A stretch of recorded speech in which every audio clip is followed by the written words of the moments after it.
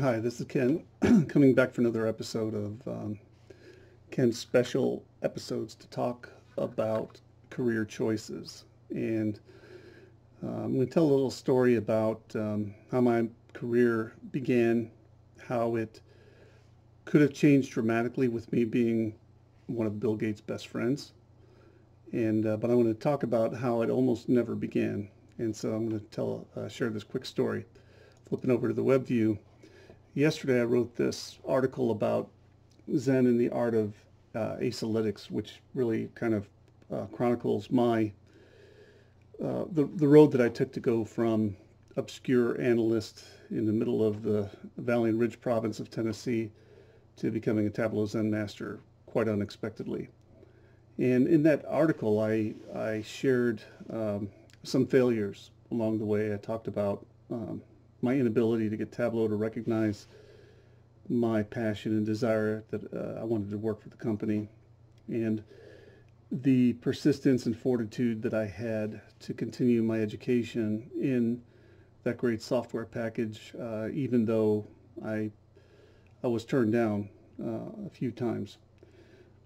In life in general, you have to have a work ethic, and you have to continue to persevere even in the face of adversity.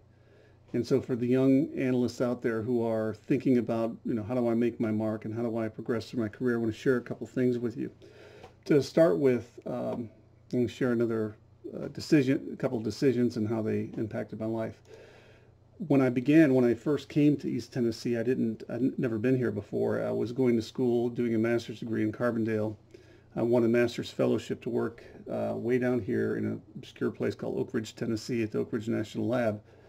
And so I packed up my stuff, my motorcycle, all my belongings, left graduate school, drove this blue road here.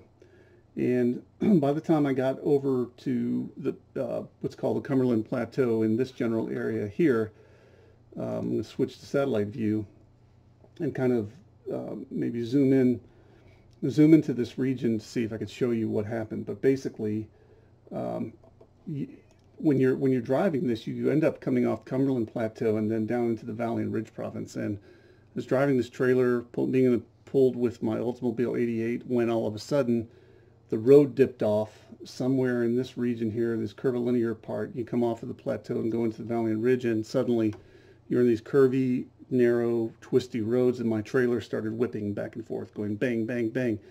And I almost literally flew off the mountain.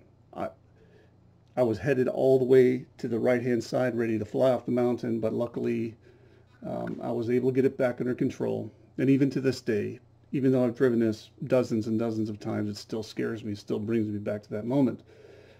So I almost didn't make it to Oak Ridge, but I finally did. And this is in the day, you have to understand, back in 1986, when one of the first things I did is I had to buy a hard drive for my computer that I was using at the time, and it cost $300 for a 20 megabyte hard drive. So I bought one. To get a 40 megabyte hard drive was more like $500. So that tells you how long ago this was. This is pretty much dating me. And I ended up spending the summer getting this work done, and I'm going to share some of that with you in a future episode. But once that was done and my career began the following year, I was living in Oak Ridge, and my very first job was to build a model of a nuclear plant, groundwater flow through a nuclear plant in this area. Okay, and so basically, this is Oak Ridge National Lab over here. There's another nuclear plant called Y-12. I can't think of where it is right now. So anyway, I'm building this model through this area, and we were using a compiler, Fortran compiler from Microsoft. At the time, Microsoft was a small firm. Say small firm, they were a formidable firm, but only a few years into the growth of Microsoft in 1986. So I determined that there was a problem with the compiler and linker. But basically with the linker, there was a memory limitation, which was not allowing me to build this model through this site over here, wherever it may be. I should have probably previewed it and found it before I got on the video, but nonetheless,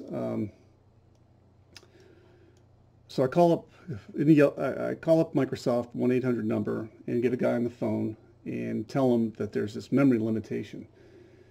And he says, "Hey, kid, you don't know what you're talking about. There is no memory limitation. Leave us alone." So after me thoroughly documenting this and telling him exactly what the memory limitation was, he finally, after 2 or 3 phone calls, just said, "Just stop bothering me." So I ended up getting a different compiler, being able to do the job. And then that was in May or June of the year. And then a few months later, I was sitting at my desk and I got a phone call.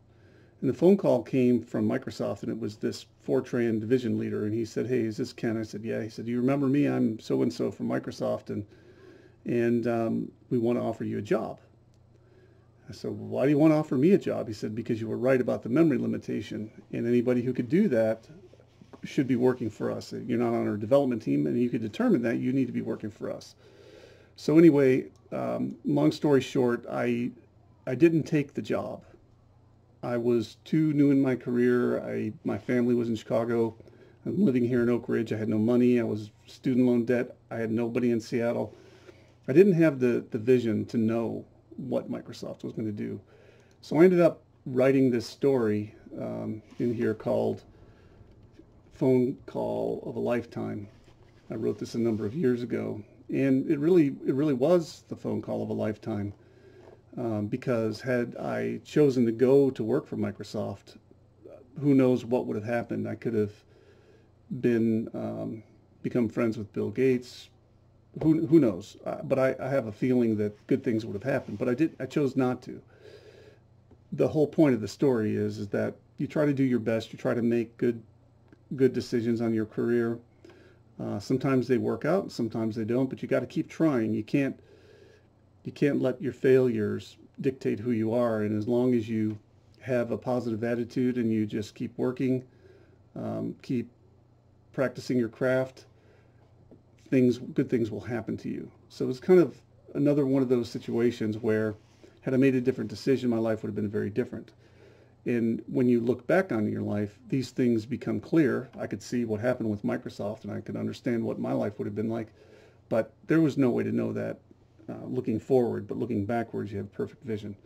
So that's what I wanted to say, is just keep working at your craft and keep positive attitude and keep learning. Never stop learning, and that's the key thing, and help others. And the more you help, my friend Joe Mako tells me, the more you give, the more you get. And so you just keep giving of yourself, and good things will happen. So thanks for listening.